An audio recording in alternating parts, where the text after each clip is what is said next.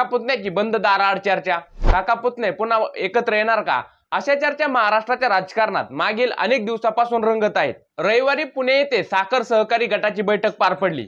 या बैठकीसाठी शरद पवार, उपमुख्यमंत्री अजित पवार आणि महाराष्ट्रातील अनेक प्रमुख नेते उपस्थित होते। या बैठकीत तसं काही झालं नाही, पण या बैठक संपल्याच्या नंतर उपमुख्यमंत्री अजित पवार आणि राष्ट्रवादी काँग्रेस पार्टी शरदचंद्र पवार पक्षाचे अध्यक्ष शरद पवार यांच्यामध्ये बैठक संपल्याच्या नंतर 5 ते 7 मिनिटं कोणत्या तरी विषयावरती चर्चा झाली।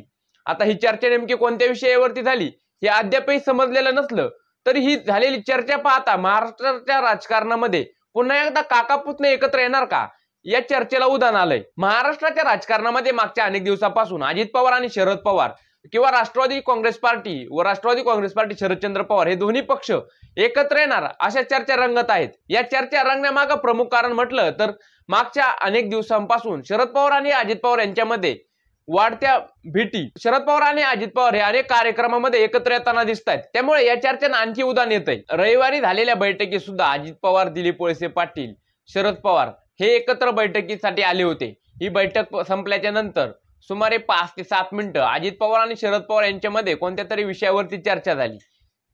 हा विषय अद्याप बाहेर आलेला नसला तरी ही चर्चा पाहता संपूर्ण महाराष्ट्राच्या राजकारणाचं लक्ष या दोन्ही नेत्यांकडे लागलाय, कारण या दोन्ही नेत्यांमध्ये नेमकं काय चाललंय हे अद्याप कोणालाच समजलेलं नाही आणि हे दोन्ही नेते समजूही देत नाहीत। त्यामुळे पुन्हा एकदा अजित पवार आणि शरद पवार कोणती गुगली टाकून महाराष्ट्राच्या राजकारणामध्ये काही खळबळी निर्माण करतायत का हे पाहणं महत्त्वाचं ठरणार आहे। दोन्ही पवार एकत्र येण्यावरती अद्यापही दोन्ही पवारांकडून कोणी स्पष्ट बोललेलं नसलं किंवा अजित पवार यांनी ह्या सर्व बातम्या फेटाळल्या असल्या तरी सुद्धा महायुती सरकारमध्ये शिवसेना शिंदे गटाचे महत्त्व कमी करण्यासाठी हे दोन्ही नेते किंवा शरद पवार हे महायुती सरकारमध्ये सामील होऊ शकतात असं राजकीय वर्तुळात बोललं जातंय। या अगोदर सुद्धा जेव्हा अजित पवार हे महायुती सरकारमध्ये सामील झाले होते, जोपर्यंत ते महायुती सरकारमध्ये उपमुख्यमंत्री पदाची शपथ घेत नाहीत तोपर्यंत त्यांनी यावरती बोलणं टाळलं होतं व ते मी कोणताही पक्ष सोडणार नाही किंवा कोणत्याही पक्षात जाणार नाही असं स्पष्ट सांगत होते।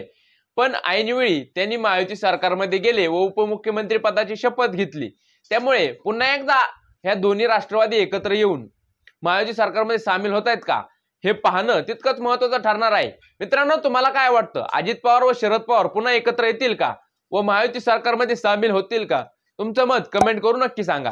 व्हिडिओ आवडला असेल तर व्हिडिओला एक लाईक आणि चॅनलला सबस्क्राईब करायला विसरू नका।